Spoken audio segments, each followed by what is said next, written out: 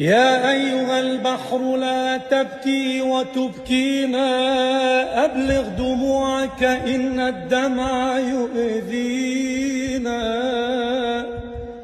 متى ستعرف أن البحر موطننا، فليس من بلد في البر يؤوينا.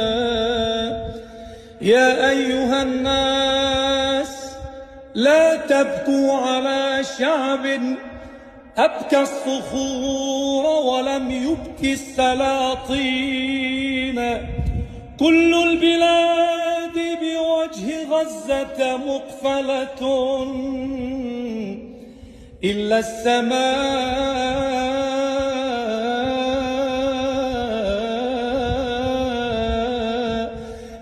السماء أراها قد رحبت فيه.